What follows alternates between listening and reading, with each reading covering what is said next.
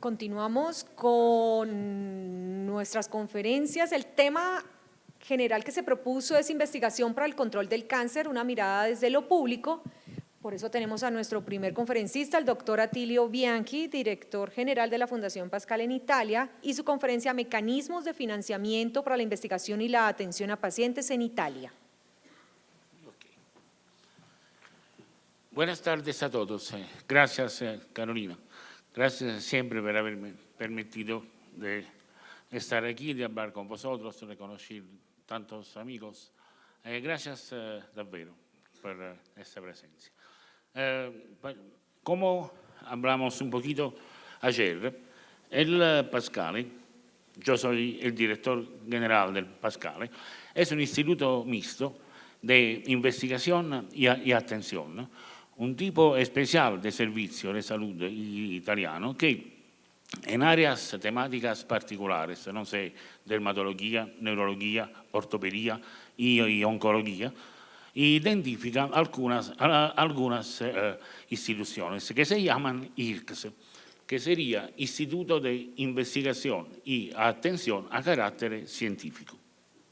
Estos son todos. Son 48 en Italia para todas las especialidades. Esta es solo la oncología, gli IRCS oncologici italiani.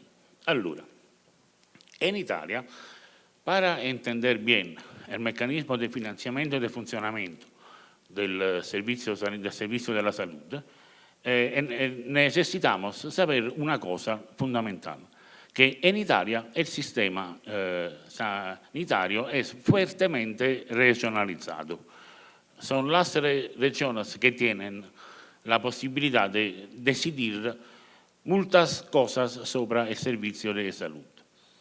Gli IRCS, como el Pascale, tienen una diferencia, que por la parte que riguarda la atención, la relación es con la región. Por la parte que riguarda la investigación, la relación es con el ministerio. ¿Okay? La región puede también financiar algunos proyectos, pero no es institucionalmente obligada. Allora, para la parte relacionada con la atención, la región financia el instituto con el sistema del DRG y con nomenclature. Es decir, que por cada servicio, hospitalización o especialística, hay una tarifa que valora el costo de ese servicio específico. ¿Claro? Cioè nosotros no tenemos los recursos en todos, siempre collegado con la producción.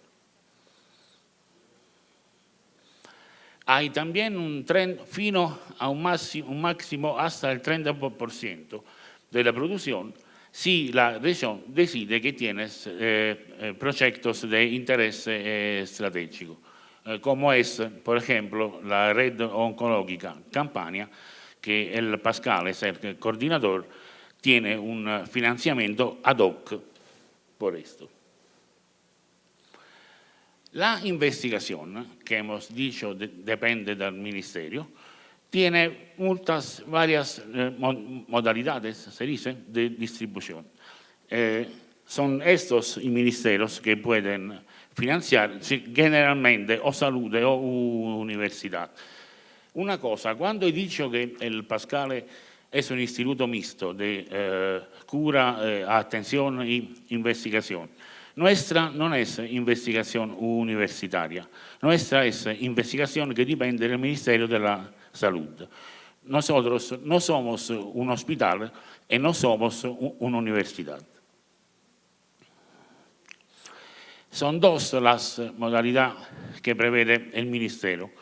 La primera es la investigación corriente, no he encontrato una traducción, significa actual, podríamos decir, investigación corriente, que es basada principalmente su impact factor, factor de impatto, come si dice aquí, l'impact factor delle revistas científicas, las publicaciones, y tiene una programazione por 3 años. Otra modalità è la investigazione finalizzata, si chiama finalizzata, che invece è per proyectos. El Ministerio da dei temas a inicio de año y todos los institutos presentan proyectos y hay una valutación.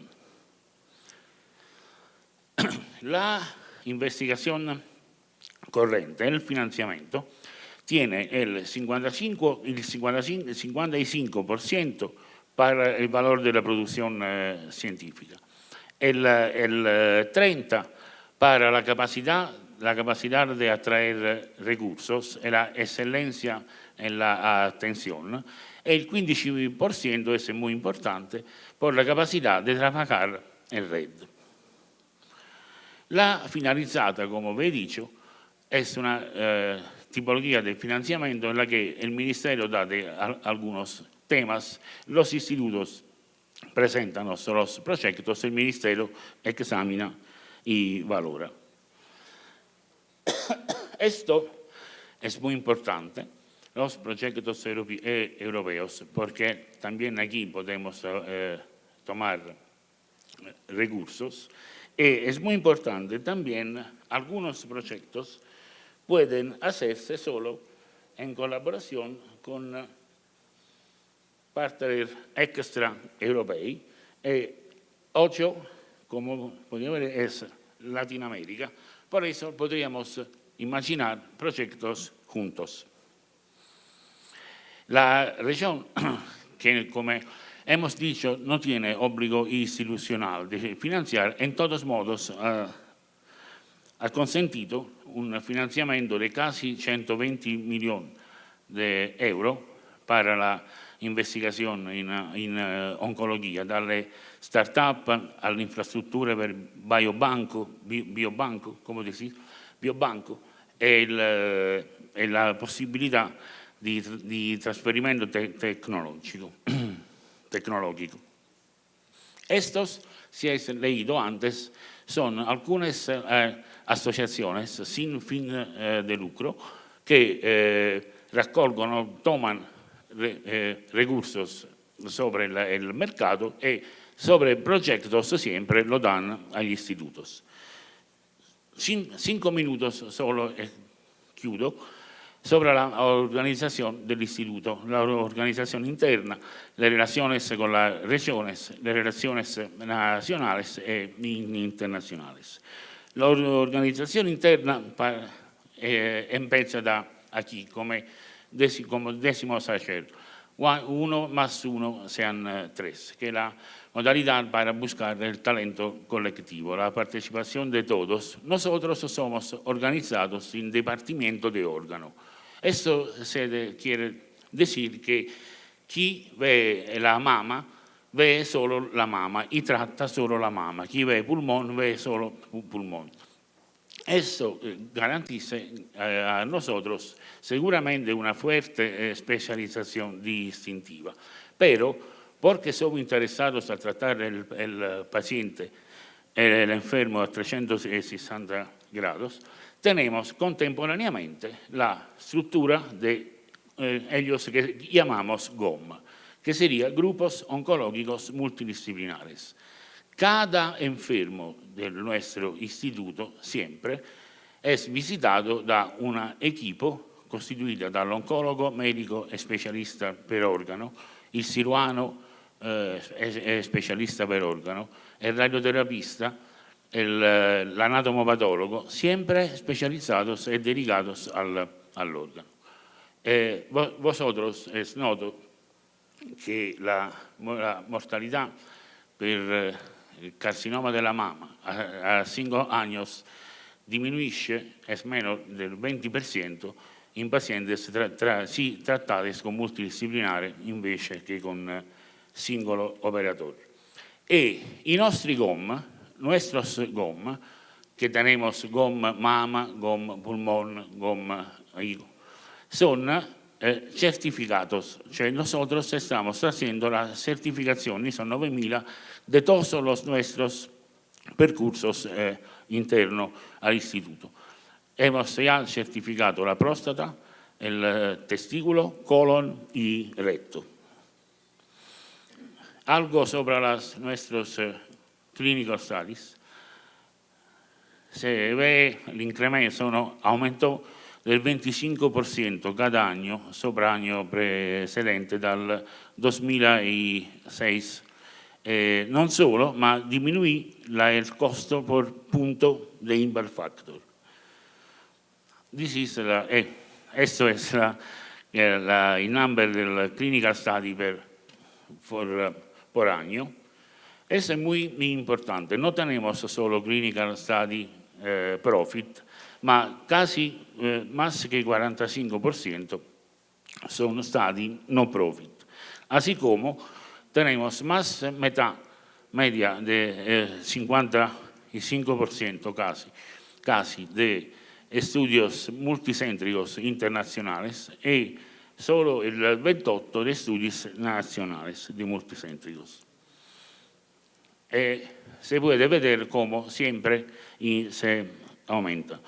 Esto es solo un ejemplo. El carcinoma de la mama, tenemos solo al Pascale más que el 70% de todos los estudios italianos. Ma la misma cosa podríamos decirla para el melanoma, para el pulmón, para el hemato-oncológico, para linfomas. Somos el centro candidato a la región per le CAR-T-cell. Una cosa, entre tantas, tenemos un estudio que nació al Pascale para la vacuna contra el cáncer de hígado y ya está en fase 1. Esta es la nuestra radioterapia. Nos gusta mucho que hemos constituido una app, una aplicación para seguir los pacientes tratados con radioterapia per carcinoma de la próstata a distancia. Se puede ver sobre Google Play o Apple Store, si chiama OncoCare, è un'app, un'applicazione por eso. A livello regionale, nuestra principal actividad es la red oncológica Campana. Ha sido un trabajo verdaderamente fuerte. En 2 años hemos producido casi 20 PDTA, no sé la traducción aquí cuál puede ser, de PDTA sarebbe percorso diagnostico terapeutico assistenziale, cioè è una descrizione puntual de todos los fragmentos de tratamiento durante un cáncer. Y tenemos PDTA por mama, por cancro del pulmón, por todos. También hemos hecho un proyecto de oncogenética para la surveillance de familiares de enfermos con CA del colorecto, ovaio e seno. Queste invece sono le collaborazioni oltre la regione. La rete che abbiamo costituito con IRCS, con istitutos, analogos istitutos de Bari, e de Bari è una città sempre del Sud Italia, y Rio Negro, e l'accordo in consorzio, ha un consorzio e si chiama Amore, dove la M sta per Mediterranea. E girando per il mondo, come dico sempre, hemos hecho todas esas colaboraciones internacionales y por eso hemos tenido la idea que la M podía diventare mundial. Amore podría ser la posibilidad de estar juntos en la investigación contra el cáncer en todo el mundo. Cada vez que lo digo, cuando lo digo por la primera vez, la gente dice, esta es un'utopia. ¿Vosotros decís utopía? ¿Se usa utopia? Ok. No, si no era perdido todo el final de la presentación. Porque cuando me digan que esta es un'utopia, Yo digo que l'utopia es como el horizonte. Al horizonte es Isla de Capri. Espero que la traducción sea comprensible.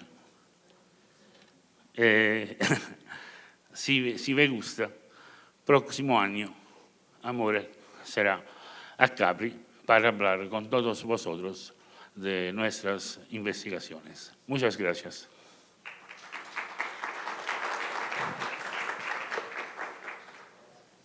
Gracias, doctor Bianchi. Seguimos con la doctora Bettina Müller, directora del Grupo Oncológico Cooperativo Chileno de Investigación GOCHI, oncóloga clínica del Instituto Nacional de Cáncer, con su conferencia con el tema Investigación para el Control del Cáncer, una mirada desde lo público. Bueno, buenas tardes y muchas gracias a Carolina por la invitación.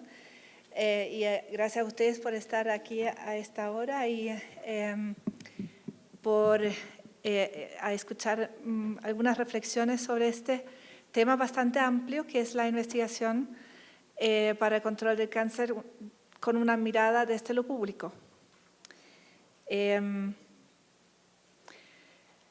Como es tan amplio, ¿no es cierto? Tuve que obviamente hacer una selección y vamos a empezar por mencionar algunos aspectos de la inversión en investigación y desarrollo con fondos públicos en Chile. Mencionar un poco también las dificultades que tenemos o las reflexiones que pueden surgir por el tema de investigación independiente versus con sponsor comercial, que ya vimos que en Italia es bastante equilibrado, pero como vamos a ver, no es tan así en nuestra región. Explorar algunos modelos de colaboración pública y académica en investigación en cáncer en Latinoamérica y dar en el ejemplo de la Red US Latinoamericana de Investigación en Cáncer. Cuando hablamos de gasto en investigación y desarrollo en nuestra región, generalmente empezamos a quejarnos porque la inversión de verdad es baja. Pero lo que nos preocupa también es que en los últimos 10 años en realidad no ha habido un aumento en la inversión porcentual del PIB, a pesar de que los PIB de estos 3 países que yo aquí un poco arbitrariamente escogí, pero en realidad porque estaban en la base de datos de la OECD, no se ve un aumento. Y también se ve que Chile está muy por debajo de otros países de Latinoamérica, a pesar de que el ingreso per cápita en realidad es mayor que estos 2 otros países. De ahí que a veces a mí me dicen, bueno, ahora que tú que vienes de Chile tienes los problemas resueltos, entonces yo digo, mira, en realidad estamos muy lejos de eso. Porque además es un país pequeño que obviamente su PIB total es mucho menor que Argentina o México. Y bueno, lo que invierte la OECD, por ejemplo, en promedio, no me cabía en el cuadro, ¿no? Porque está muy, muy por encima de lo que se ve en nuestros países.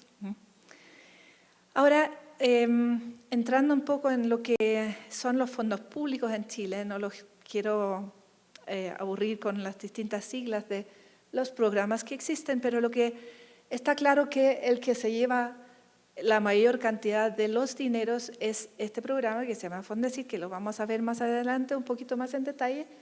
Y hay un programa que es específicamente la salud, que claramente tiene una destinación de fondos muy, muy por debajo de todos los otros programas. Entonces, estos son los datos del 2019, del concurso de este año, ¿no es cierto? Y a qué proyectos fueron aprobados según la disciplina. Porque nosotros, claro, cuando trabajamos en cáncer, ¿no? Olvidamos que existen otras disciplinas de la medicina y desde luego olvidamos que existen otras disciplinas de la ciencia.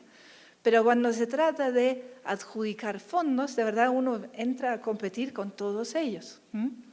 Y como ustedes ven, en realidad más o menos un tercio de los programas del Fondesit son en la disciplina de Ingeniería, Biología y Química, muy básico en general, ¿no es cierto? Y las ciencias biomédicas o de la salud pública, ¿no es cierto?, se adjudican un porcentaje ínfimo de esta barrita larga que veíamos de los recursos del Fondesit. El FONIS, que es el Fondo Nacional de Investigación y Desarrollo en Salud, es un fondo que se creó con un convenio entre el MinSal, el Ministerio de Salud, y el CONICYT, que es la Comisión Nacional de Investigación de Ciencias y Tecnología. Y estaba hecho para generar los conocimientos necesarios para resolver la situación de salud de los sectores más protegidos de la población. Eso es lo que dice, digamos, la misión de esto. La ejecución se inició en el 2004 y para nosotros de verdad fue un hito, ¿no? Por fin teníamos algún fondo hecho para los médicos o los científicos translacionales que trabajaban en salud. Entonces, estos son los proyectos adjudicados en los últimos 3 años y si nosotros decimos, bueno, nos interesa la oncología, ¿no es cierto? En realidad, en estos 3 años, solo un proyecto por año aprobado era dedicado al cáncer. Y eso, ¿por qué se da esto, no? Porque, bueno, efectivamente, si bien la idea inicial de esto era que esto resolviera problemas de salud de la población más vulnerable, al final depende del ímpetu de cada investigador, ¿no es cierto?, de su tiempo protegido, de su currículum también del punto de vista de las publicaciones, y eso hace que no necesariamente las áreas de la salud más necesarias de ser investigados son los que también se adjudican los proyectos. Entrando ahora en otro tema, en cuáles son los estudios que están en este momento abiertos en nuestra región, hice este pequeño análisis haciendo una búsqueda en una página, en una base de datos que es abierto y que obviamente no incluye todos los estudios, hay un sesgo ahí, ¿no? Es la página de clinicaltrials.gov, pero es una base de datos que algunos investigadores latinoamericanos también están usando para registrar sus estudios y de esta forma cumplir con el requisito de buenas prácticas clínicas de registrar sus estudios previos a su ejecución. En ese sentido, me pareció una buena base de datos de buscar esta información. Lo bueno de esta base de datos, además, es que permite filtrar por país y por sponsor.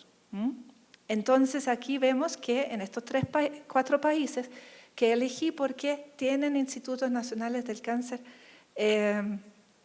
asistenciales, no sé, incluir Chile también, pero aquí vemos el número de estudios en este momento enrolando, o sea, abiertos, según el sponsor. Y aquí se ve, ustedes pueden ver a simple vista claramente que la gran mayoría de los estudios en este momento enrolando están financiados por la industria, muy por encima del porcentaje que nos acaba de mostrar el colega de Italia, y eso claramente es algo que tenemos que reflexionar sobre eso, ¿no? Porque, como dijimos ayer, los estudios de la industria son necesarios para que los nuevos productos lleguen a un mercado, ¿no es cierto? Pero no pueden ser los únicos proyectos en los cuales los oncólogos, en este caso, por ejemplo, destinan su tiempo. Esto si además consideramos que en estos países el recurso humano es finito y que el tiempo es finito, es complejo si este tiempo mayoritariamente se dedica a la investigación sponsorizada por la industria. Si además consideramos que por lo menos en Chile, hay algunos centros que se dedican a esto, que no hacen más que desarrollar estudios de la industria es doblemente complejo, ¿no? O un tema que se puede empezar a discutir porque la ventaja que tiene la participación en un estudio clínico en términos de mejora de la calidad para el resto de los pacientes que se atienden, obviamente se pierde si este centro solo atiende pacientes enrolados en estudios clínicos y que eso además hace que la libertad de elegir o no un estudio se hace menor, ¿no? Si ya no puedo decir, no, este estudio no me gusta por su diseño, si esto es mi actividad económica. How many studies are with the coordination from the Latin American countries? Could you go back? This slide? Yeah, in these studies, how many have the PI from Latin America? Because besides who is supporting the study, if the industry or the NIH or the academy and so on, who is the coordinator of the study? Are the Latin American researchers? I don't have the data, but I'm quite sure that only the otros are with local PIs and that the industry and obviously the NIH studies have international PIs. This is the worst problem, because this means that Latin America, as many studies, even in Italy, are not with the PI from the local countries. Bueno, entonces, si el otro tema que surge, si los cánceres estudiados son básicamente por la industria, ¿no es cierto? ¿Cuáles son los cánceres estudiados? No coinciden necesariamente con las necesidades del país. Al lado derecho pueden ver los cánceres que en este momento, o sea, según el GloboCan del 2018, son los más incidentes en Chile. Y el cáncer colorectal, por ejemplo, no aparece en esta lista de 15 estudios abiertos en Chile. Estos son estudios de Chile solamente, ¿no? Como tampoco el páncreas. Entonces, ese es obviamente un problema, que hace que este desequilibrio, ¿no es cierto?, sea realmente un tema que hay que empezar a reflexionar. Ahora, el siguiente tema, ¿no es cierto?, es que me llevé a esta sorpresa, no sé si es sorpresa realmente, pero si uno ve todos los estudios intervencionales abiertos en Chile en este momento, que son 49, todos de la industria, ¿cuáles son los agentes estudiados? La mitad de los agentes estudiados se lo llevan 3 moléculas, todos de inmunoterapia, todo el resto terapias blancos. Ningún agente fácilmente asequible en nuestra región. Eso es complicado. Y lo otro que, bueno, aquí quiero citar a un amigo, profesor, tutor, Ian Tennock, que en el ASCO de este año también levantó esta reflexión que los estudios randomizados mal diseñados pueden contener outcomes, ¿no es cierto?, que no reflejan realmente lo que al paciente le importa. Como por ejemplo ahora me llegó la publicación del Lancet de bevacizumab más atezolizumab versus sunitinib en primera línea en renal, que tiene un beneficio en sobrevida libre progresión. ¿Sí? Es un diseño adecuado, ¿no? Primero, ¿por qué la asociación? ¿Sí? Y segundo, el endpoint, que realmente al paciente le podría dar bastante lo mismo si el tumor es más grande o chico, si esto no se traduce en un beneficio en sobrevida global o en calidad de vida.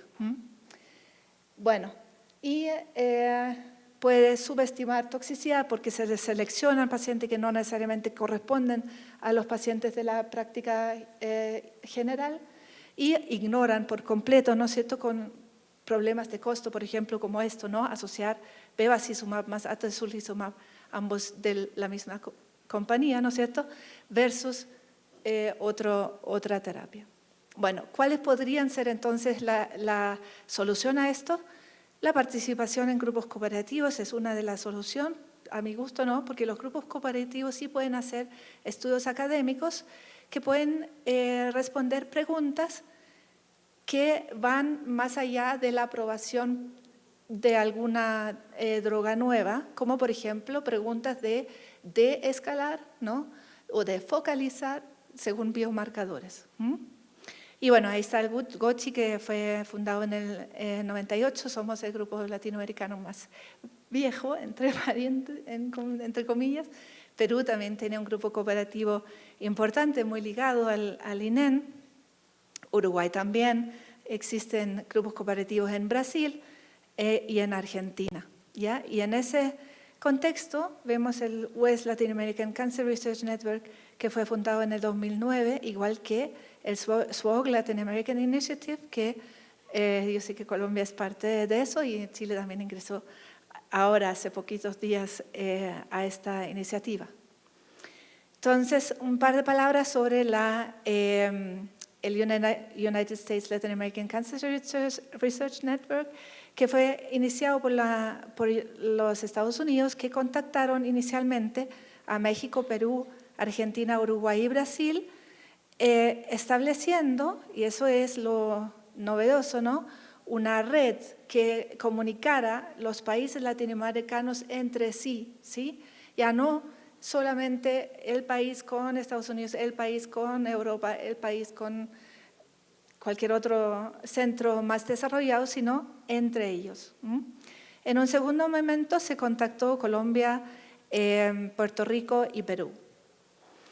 Entonces, esto fue iniciado por una firma de una carta de compromiso de Estados Unidos, Argentina, Brasil, Chile, México y Uruguay, y esto también fue un hito, ¿no?, porque fueron los gobiernos que firmaron estas cartas de compromiso.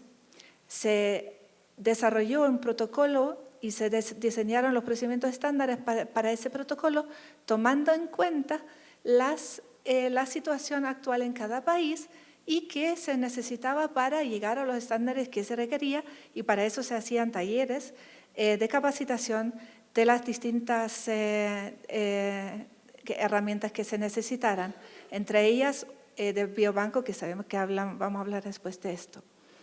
Y se lanzó además la plataforma de la base de datos que se iba a usar para los datos clínicos y para el biobanco. Y finalmente en el 2011 se lanzó el estudio de perfiles moleculares en cáncer de mama, que fue el primer proyecto de este network. Y lo interesante de esto fue que realmente la colaboración se realizaba en todas las etapas, ¿ya? Porque claro, por ejemplo, estudios de la industria vienen en una caja, ¿no es cierto?, inamovible. ¿Te gusta o no te gusta? Pero no puedes decir, mira, esta parte me gusta, pero esta otra no la podrías cambiar un poquito para que me acomode a mí. En este caso fue muy diferente porque fue consensuado en todas las etapas.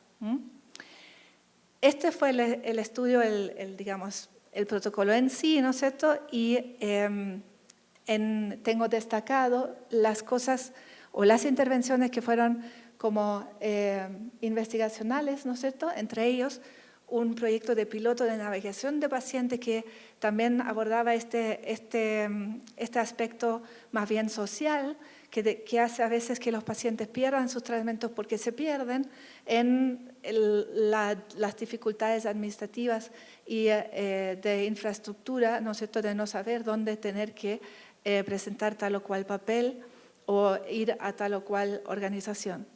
Se aplicó también un cuestionario epidemiológico muy extenso y se tomaron muestras de sangre, además de muestras de tejido, para inicialmente, ¿no es cierto?, determinar los perfiles moleculares de estas pacientes. Todas las muestras de sangre y de tejido fueron llevados a los biobancos, pero también se guardaron muestras en formalina para estudios futuros. Entonces, el impacto que tuvo este proyecto en Chile no es menor, porque se implementó por primera vez, ¿no es cierto?, un banco de tumores en el sector público.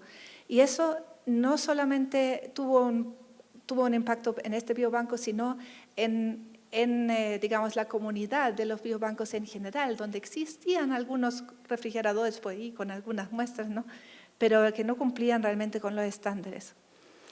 Se implementó la técnica de muestras congeladas en estos 4 hospitales. Se realizaron la técnica de microarreglos en el Instituto de Salud Pública, que fue también un hito, ¿no? Incorporar este organismo, que es un organismo público, en una prueba molecular, en miras de que esto pudiera en el futuro ayudar o servir para incorporar esto a la técnica, a la práctica habitual.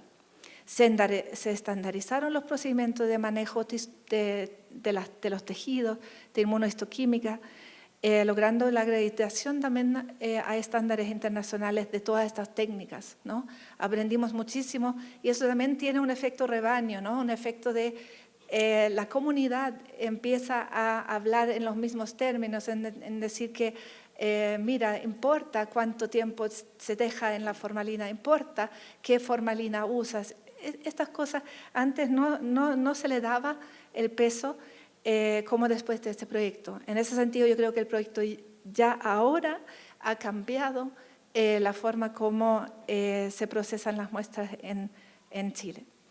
Se enrolaron 175 pacientes en esos 2 años, lo cual también es un hito, ¿no? Pensar que se logró enrolar un número importante de pacientes en un periodo de tiempo relativamente corto y se creó esa red nacional, porque también nos empezamos a relacionar entre nosotros, con universidades, con informáticos, con gente con los que normalmente uno no se había relacionado, y esa red internacional multidisciplinario para crear la capacidad para generar y participar en proyectos de investigación en el futuro. En todo esto, el Instituto Nacional del Cáncer lideró y coordinó este proyecto en Chile y fue apoyado por el GOCHI para el tema administrativo y para el tema de coordinación de estudio, regulatoria y demás. GOCHI aprendió mucho también con este estudio. 2 palabras sobre el slide, que es esta iniciativa que nació en el mismo año del 2009, ¿no es cierto? Y que también da una plataforma, ¿no es cierto?, para presentar propuestas. Y eso puede ser también una motivación para nuestra gente, ¿no es cierto? Aquí ven a Carolina presentando en el SWOG Spring Meeting, y esto claramente es también importante tener esa posibilidad de a lo mejor plantear un estudio que en el futuro nosotros podríamos ser los PIs de un estudio que se hace en Estados Unidos. Entonces, en conclusión, a mi punto de modo de ver, ¿no es cierto?, se requiere una política pública que fomente y provee recursos para la investigación en cáncer en las áreas de interés de salud pública, pero también de interés de nuestros pacientes. La colaboración con países con más recursos puede ser útil para ellos, de hecho, porque puede aportar información sobre enfermedades raras o sobre poblaciones subrepresentadas en sus estudios, y la colaboración es obviamente clave para eso, para potenciar la capacidad de cada país y de la región. Así que con eso, muchas gracias.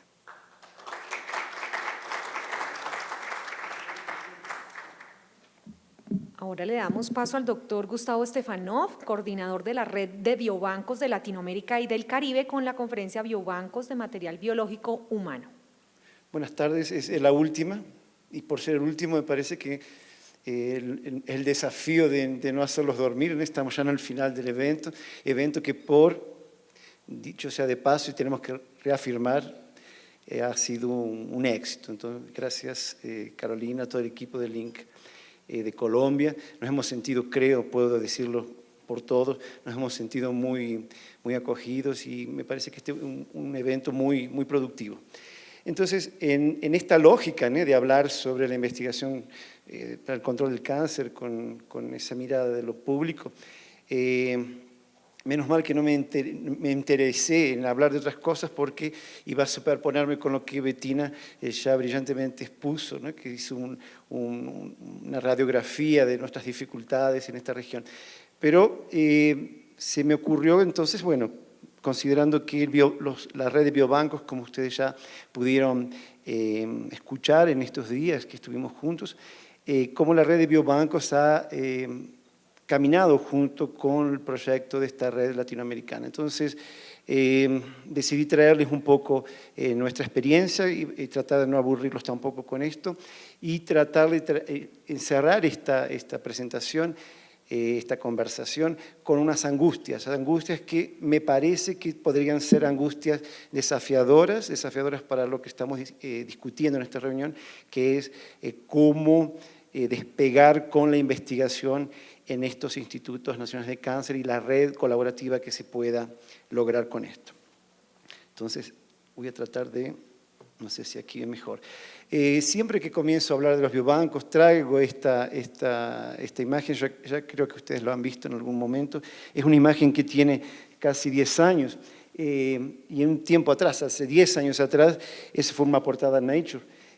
Hablaban que el valle de la muerte, ¿no? el gran abismo entre los problemas clínicos y quien hace investigación, quien genera conocimiento, había un gran vacío, un gran espacio donde no había comunicación. Hoy sabemos que ese puente que está sin ningún tipo de estructura, hoy es un puente un poco más consolidado, porque nosotros sabemos que la investigación translacional, que hoy diríamos no existe investigación que no sea translacional, ya es una especie de término que no podemos no decir cuando hacemos investigación en las áreas biomédicas, que es translacional, porque siempre lo pensamos pensando en cómo eso va a resultar en un test diagnóstico o en una biomolécula o en un algo, en un target para un tratamiento. Entonces, investigación translacional hoy es nuestra realidad. Hemos hablado ya esto en el primer día y parte de hoy. Sabemos que investigación translacional es aquella conversación que existe entre quien tiene el conocimiento laboratorial y quién tiene los problemas y las demandas de uso clínico. Pero no es solamente un camino de vuelta, sino que sabemos que muchas veces la demanda clínica, es decir, de los problemas clínicos, de la heterogeneidad que los médicos ven en sus camas, en sus lechos, desafían a los investigadores básicos para encontrar esas soluciones. Hoy también sabemos que la medicina personalizada, hace 10 años atrás hablábamos de la medicina personalizada y lo veíamos como utopía, como decíamos hace 10 años atrás. De aquí un tiempo, la medicina personalizada va a ser, hoy sabemos que eso es la realidad, hoy podemos discutir que la medicina personalizada hoy tal vez no está al alcance de todos, pero hoy sabemos que existen, sobre todo en oncología, una gama enorme de situaciones donde alteraciones genéticas, alteraciones moleculares en proteínas, mutaciones puntuales, son responsivas o no responsivas a un determinado medicamento. Y hoy podemos decir que entonces la medicina personalizada está en nuestra cotidianidad, en nuestra rutina. Podemos, como instituciones nacionales de cáncer, luchar para que esa medicina personalizada esté cada vez más al alcance de la mayoría de nuestros pacientes, que justamente son de los sistemas públicos. No nos vamos a detener, yo creo que hemos hablado sobre esto durante todos estos días. Sin duda, y eso es intuitivo, el material biológico humano está en el círculo de ese flujo, de ese flujo de investigación, de preguntas, de respuestas, y justamente en ese foco en que en estos años hemos adquirido, a pesar de nuestras dificultades, hemos adquirido una gran experiencia, que puede ser no la mejor, pero la experiencia que nos ha tocado trazar y es el camino que hemos desarrollado en este tiempo en instituciones que son prácticamente, sino 100%, pero mayoritariamente públicas. ¿Qué son los biobancos? Algunos de ustedes ya deben saber, otros deben preguntar qué diablos son los biobancos. Los biobancos ya hoy están establecidos como plataformas de servicios. Los biobancos no son apenas los freezers que los investigadores tienen en sus laboratorios. Hoy sabemos que para una estructura, una iniciativa ser considerada biobanco, tiene que funcionar como una plataforma de servicio, lo que nosotros conocemos como facilities. Es decir, son estructuras que las organizaciones, las instituciones elaboran, crían, conducen, gerencian para atender con la mejor calidad posible y atender a los investigadores que son los usuarios, los clientes de esas plataformas de servicio. Como existen plataformas de servicio de genómica, de proteómica, los biobancos son estructuras fundamentales para el desarrollo de la investigación en cáncer y otras situaciones. Entonces, ¿por qué es importante para un biobanco o para una institución tener biobanco? Y esto aquí ya estoy apelando a aquellos directores que están hoy aquí, que saben lo que significa tener un biobanco, que significa tener dolores de cabeza porque son infraestructuras caras, pero que representa para la comunidad científica una garantía de calidad de informaciones y de material biológico de calidad. Para aquellos directores que aún no tienen biobanco en sus instituciones, me parece que queremos con esta presentación y con este intercambio de experiencias poder convencerlos que vale la pena incluir dentro de eso de la pauta, de las pautas institucionales y programáticas. Un biobanco se desarrolla y se construye con gente, con técnicos, con especialistas que pueden garantizar en ese proceso que nosotros llamamos el proceso de biobanco, que es el contacto con los pacientes, con los donadores, el consentimiento informado específico del biobanco, la colecta, el almacenamiento y la distribución a los investigadores que tienen recursos y tienen ideas, ¿sí? Y tienen expertise para desarrollar esos proyectos. El biobanco garantiza, por la estructura y por la definición de biobanco, que todos esos procesos son conducidos con la mejor estándar, ¿sí? Tanto en la cuestión regulatoria ética como en la cuestión técnica y siguiendo exactamente las buenas prácticas clínicas. Entonces, no significa que los biobancos son la solución a todos nuestros problemas, pero para aquellas instituciones o conjuntos de instituciones que quieren avanzar en el camino de la ciencia, en el camino científico, en la producción científica, los biobancos representan un diferencial en sus estructuras, en sus presupuestos, y sin duda en la formación de sus recursos humanos. ¿Por qué es tan importante? Porque una muestra biológica por sí bien conservada ya es importante, ya es un desafío fantástico porque los investigadores pueden utilizar diferentes herramientas cuanto mejor conservada está la muestra. Pero no solo una muestra buena es interesante.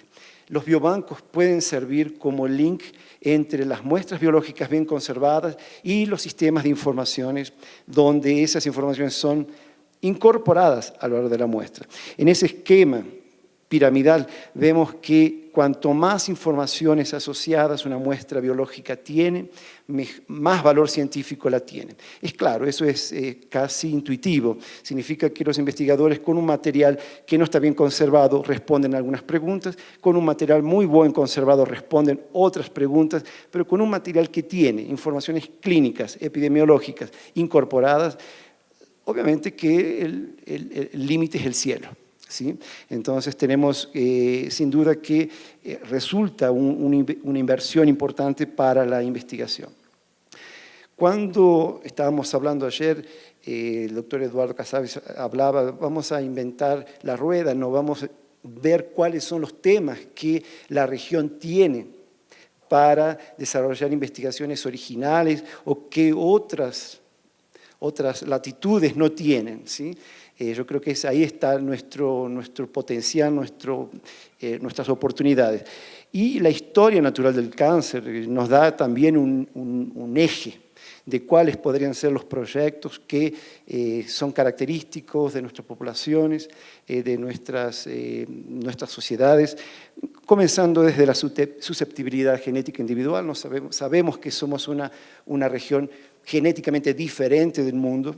Entonces tenemos ya desde el vamos tenemos una carga genética que nos hace diferentes y ayer hablábamos, el doctor Eduardo Casabe hablaba sobre esa cuestión que las drogas desarrolladas para los pool europeos americanos pueden no ser tan efectivas para nuestras poblaciones, por ejemplo, y es un ejemplo práctico en esta época de la medicina personalizada.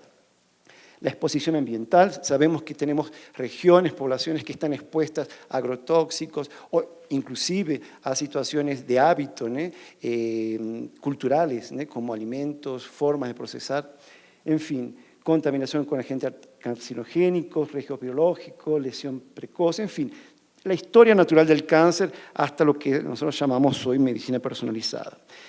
dependiendo de dónde encontremos nuestro interés, tendremos biomarcadores que nos llaman la atención. Buscaremos biomarcadores en ese material biológico de acuerdo a nuestra pregunta, de acuerdo con el proyecto, de acuerdo con el interés. Y obviamente los biobancos tendrán características propias. Biobancos poblacionales, epidemiológicos o bancos de tumores, como nosotros conocemos, los bancos que guardan material biológico humano que vienen de situación de cáncer. Ahora ya entrando en la REBLAC se originó ya muy en los inicios de nuestra trayectoria junto con la Alianza. Hoy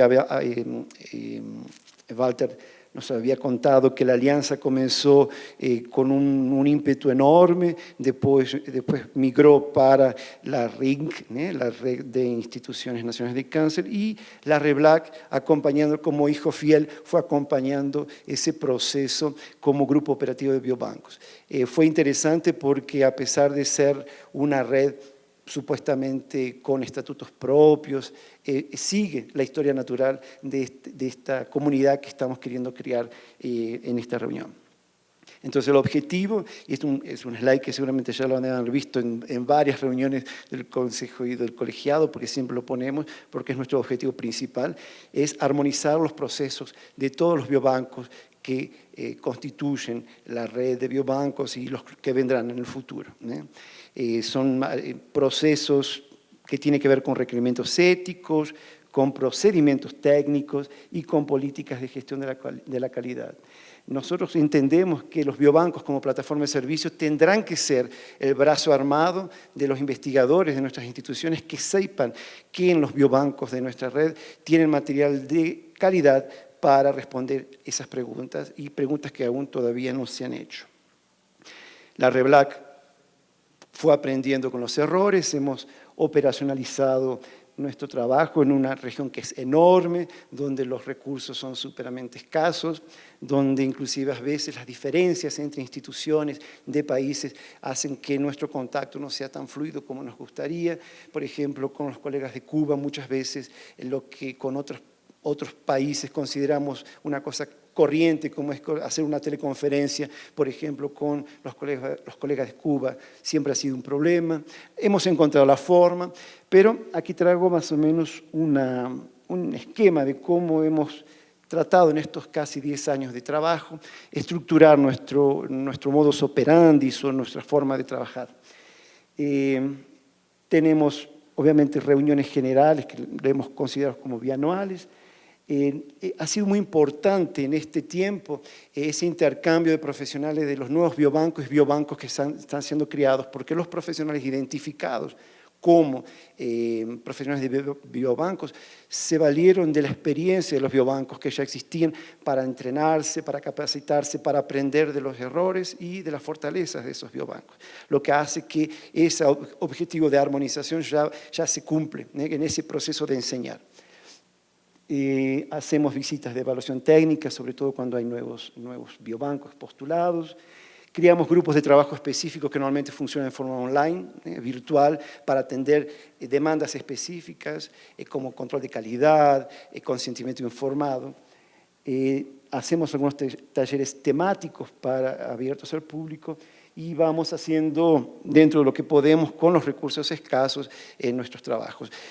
Aquí en ese timeline traemos un poco lo que ha sido el trabajo de la red en estos años, las reuniones generales, diferentes visitas de entrenamiento y capacitación. Verán que no nos hemos quedado quietos, hemos tratado de que los nuevos biobancos reflejan un poco la experiencia de los nuevos, de los antiguos, y ha sido así la experiencia fantástica porque ha sido así que hemos ayudado como red al Inca de Colombia, al Inca de México, ahora algunos biobancos de Chile y de Uruguay. Entonces ha sido interesante ver que la red se está formando con similares.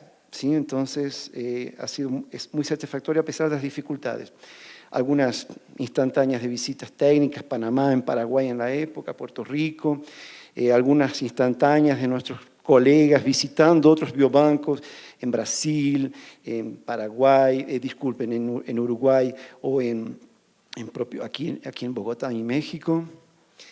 algunas instantáneas de nuestras reuniones, no los vamos a aburrir. La última reunión que hemos podido realizar fue en Lima, en relación al Instituto Nacional de Enfermedades Neoplásicas, el INEN, y cómo hemos sustentado el trabajo de la red en estos años, porque parece que somos los hijos ricos, pero no somos los hijos ricos. Hemos trabajado con mucho esfuerzo, consiguiendo desde el inicio un input de recursos que vino a través de un trabajo conjunto, de una parcería entre la OPS y el Ministerio de Salud del Inca, de Brasil, específicamente del Inca, lo que nosotros llamamos un termo de cooperación, y que ha servido en estos 10 años para sustentar ese trabajo de colaboración, de enriquecimiento, de capacitación, de intercambio. Infelizmente ese termo de acuerdo ya no existe más, acaba de terminar en diciembre de 2018 y hemos estado entonces, hemos quedado huérfanos de recursos, no de huérfanos de ideas y aún de desafíos, hemos quedado huérfanos de recursos, lo que nos ha dado, obviamente nos ha sacado de la zona de confort, de confort para poder pensar cuáles son las alternativas para no dejar morir también esta idea de la REBLAC. Hoy por hoy los biobancos que están establecidos están ahí, la mayoría son biobancos públicos, la mayoría son biobancos públicos, algunos tienen una iniciativa privada y pública-privada. Como nuestro estatuto fue pensado en ser biobancos de material biológico que se dedican, o de instituciones que se dedican a el control del cáncer, el tratamiento del cáncer, no nos pareció cuando establecimos nuestro estatuto de excluir las iniciativas privadas o filantrópicas, porque nos parece que nuestras instituciones, nuestras realidades son las contrapartes normales. Aquí estoy trayendo un poco de números, voy a tratar de hacerlo lo más rápido posible. Esto fue una encuesta que hicimos, una encuesta situacional, le llamamos en la época, fue el 2017, final de 2017, para darte una idea de cuáles son el perfil de esos biobancos. Aquí no hay muchos números, pero verán que la mayoría son biobancos que tienen pacientes oncológicos adultos, hay un grupo que incluye pediátricos exclusivamente o adultos y pediátricos, y algunos inclusive utilizan muestras de individuos saludables, ¿sí?, como controles para esta investigación. La mayoría de las informaciones asociadas, la mayoría, prácticamente todos tienen informaciones histopatológicas, demográficas, clínicas. Pocos tienen informaciones epidemiológicas asociadas y otras informaciones como, por ejemplo, historia de cáncer familiar, hábitos y demás.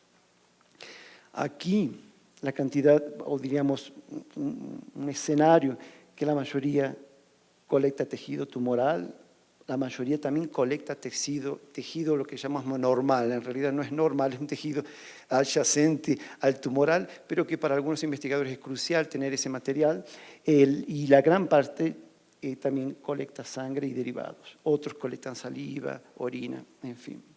La mayoría guarda su material de forma adecuada, en criotubos a ultra bajas temperaturas, con otras alternativas, como veremos aquí. ¿Cuáles son las 5 estirpes tumorales más frecuentes colectadas o almacenadas en esos biobancos que están funcionando hoy día? Mama, por lejos, es el principal, tiroides, colon y recto, estómago, endometrio, existen otros, pero para fines de este censo de estado situacional fueron los tumores más preponderantes en esos acervos de los biobancos. Como verán, la mayoría, viendo los aspectos operacionales, todos tienen procedimientos operacionales estándar, tienen sistema eléctrico de emergencia, sistema de monitoramiento de temperatura de esos freezers. Pocos tienen certificado o acreditación de calidad, lo que es un desafío enorme para nuestras instituciones, que eso va muy junto con el programa de gestión de la calidad, y la forma de identificación y los sistemas de gerenciamiento de ese material. Un avance interesante ha sido el papel que la red ha utilizado o ha servido como plataforma para los países que están pensando o en trabajo de sus regulamentaciones o leyes para uso de material biológico humano. En Brasil hemos hecho este ejercicio a partir de 2009 y tenemos de 2011 una portaría del Ministerio de Salud que habla sobre las directrices para almacenamiento y utilización de material biológico humano en investigación. Eso nos ha dado dado también la oportunidad, por ejemplo, de trabajar con los colegas de Chile y con los colegas de Ecuador para intercambiar nuestra experiencia, por lo menos en Brasil, de las pautas, las normas, los guidelines para el uso de material biológico humano en investigación. Yo creo que hoy en México existe también ya un marco regulatorio establecido. Sé que en Colombia hay una ley que está siendo discutida, entonces estamos viendo que nuestros países están yendo hacia el mismo horizonte, de tener lo más regulado posible para evitar abusos o malas praxis en la cuestión de la investigación. Ayer hablábamos también que el futuro de la investigación en oncología no puede hacerse de forma aislada. Nosotros precisamos de red, precisamos de estudios colaborativos, precisamos de trabajo en conjunto. Nuestras redes, en realidad, son redes que muchas veces hemos establecido con otros países, individualmente con los países regionales. Nosotros tenemos y tal vez aprender un poco de lo que se hizo con el proyecto del NCI y la mama, y cáncer de mama, donde, como Bettina dijo, fue una experiencia interesante porque los países comenzaron a conocerse, a hacer red interna, claro, con una coordinación extranjera puede ser, pero tenemos que aprender a no tener solamente ese...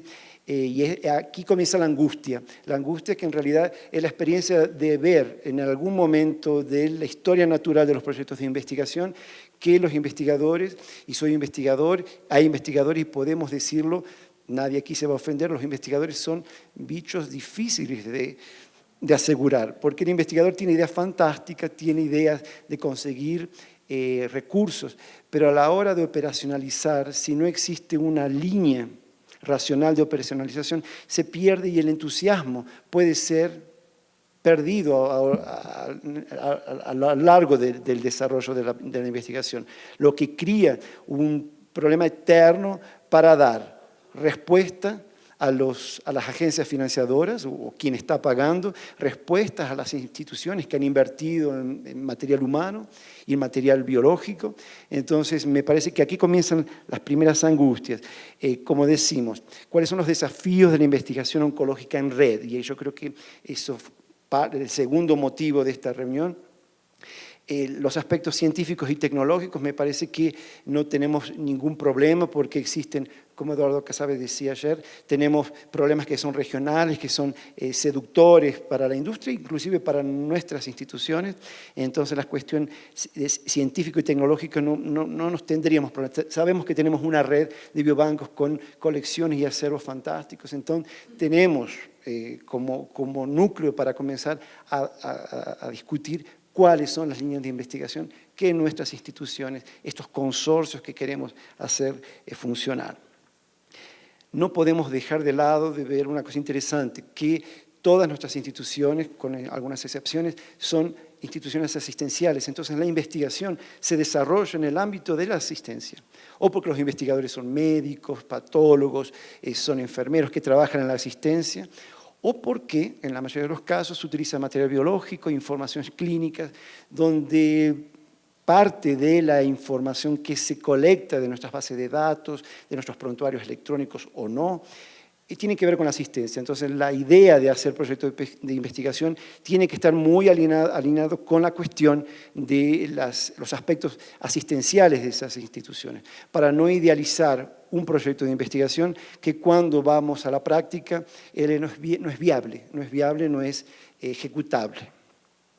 Y por no es menos importante los aspectos éticos y regulatorios. Tengo la experiencia triste de poder a veces encontrar al final de una gran historia linda de proyectos colaborativos donde las ideas fueron fantásticas, el financiamiento inclusive es viable, solo que no se tocaron los investigadores o quien fue, no se tocaron de que los aspectos regulatorios, las buenas prácticas clínicas, la calidad en las prácticas y la calidad en la regulación no fue pensada, no fue prevista.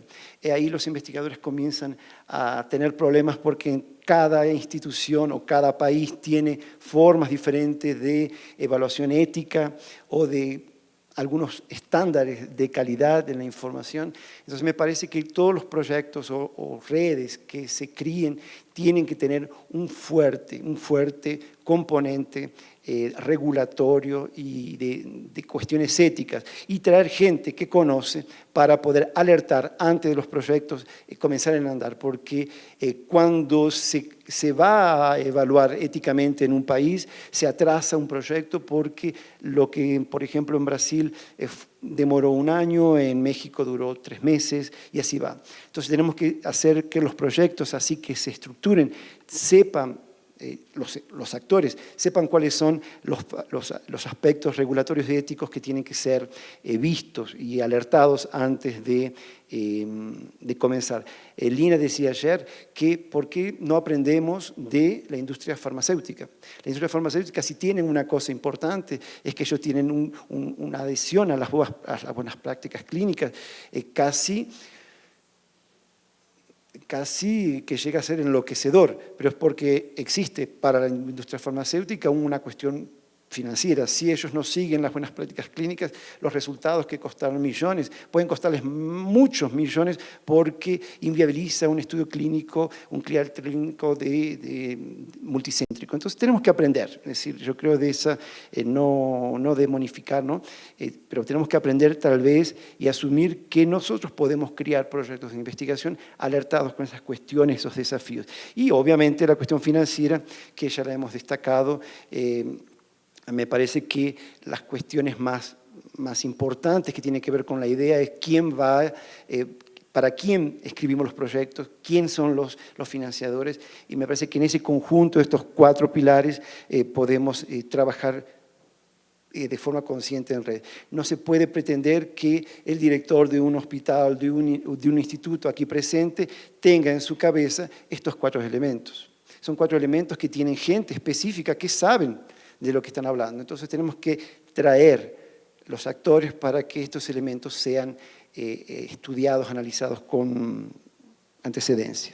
Y ya para finalizar, y aquí la angustia ya no existe, pero existe en realidad. La angustia es que, por ejemplo, nosotros tenemos planeado hacer nuestra última reunión, la reunión más reciente de la REBLAC, y que estamos tratando de ejecutarla en el marco de el generoso ofrecimiento del Inca de Colombia en el marco de las conmemoraciones del aniversario de los 85 años. Estamos haciendo un esfuerzo grande porque no tenemos los recursos para traer los 22 biobancos que hoy forman, los representantes de biobancos, de instituciones con intención de biobancos que existen, y entonces estamos apelando también a las instituciones que ayuden a sus representantes para participar de nuestra reunión bianual, que ya ahora es trianual, porque tendríamos que haberlo hecho el año pasado y por cuestiones de fondos no hemos podido. Entonces tenemos un desafío enorme.